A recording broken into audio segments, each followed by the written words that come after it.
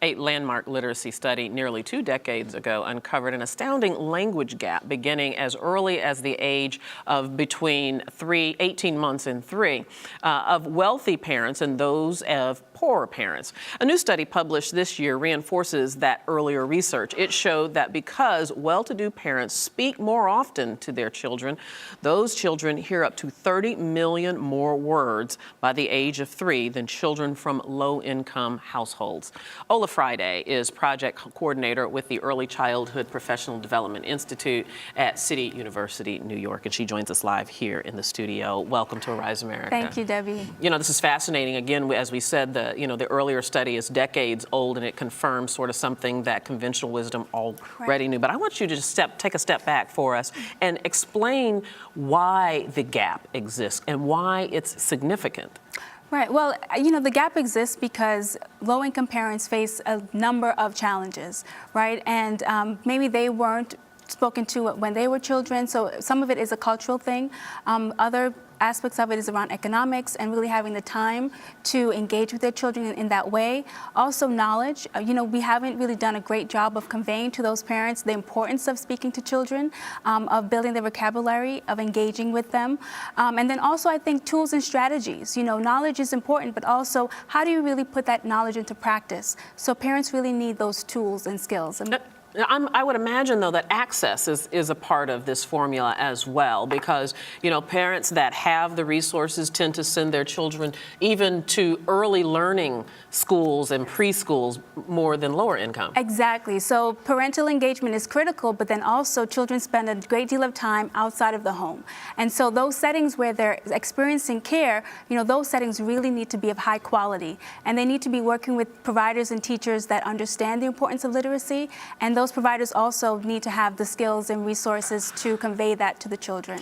How do you reconcile this with the fact that there are many high-functioning, successful people that came from very poor homes? How is money such a key factor in this study? Well, money is key, but money is not everything. It doesn't always set the stage. So although the studies does show that there is that gap between the low-income children and those families, there are things that we can do as a society to dispel those disparities, right? And I think that's where early education really comes in.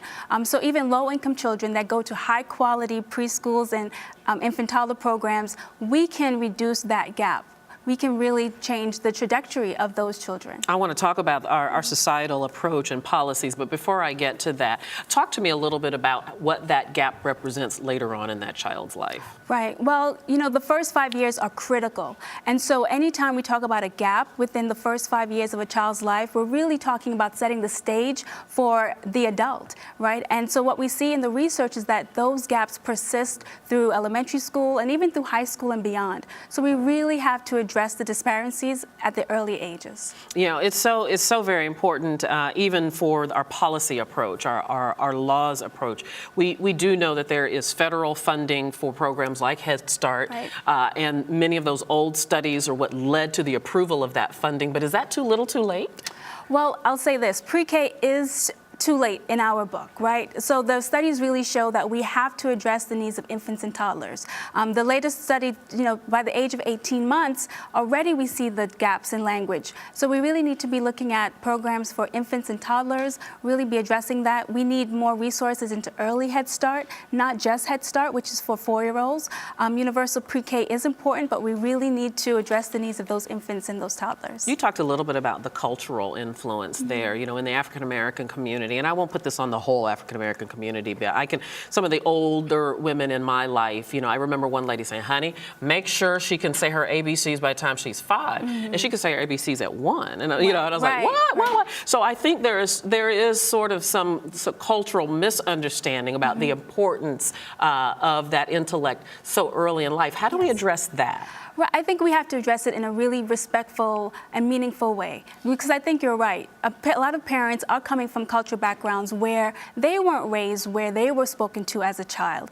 And so we're really talking about shifting a lot of cultural perceptions. And so we have to meet parents where they are culturally, but then also give them the knowledge, tools, and skills so that they can make that transition, because it is so important for children. And it's important as young as what age? We said 3, but it's even younger than that, isn't it? Prenatally. Even, know, in utero, parents need to be talking to babies. We need to be preparing parents so that they can have those conversations with those infants, and so that it doesn't feel weird, because your baby's not going to talk back to you, but your baby is going to respond. So we need to be training parents even before the child arrives. When that test turns blue, start with story right. time. All That's right, right. Ola Friday, thank you so much. Thank you so much, Debbie. Appreciate it. Take care.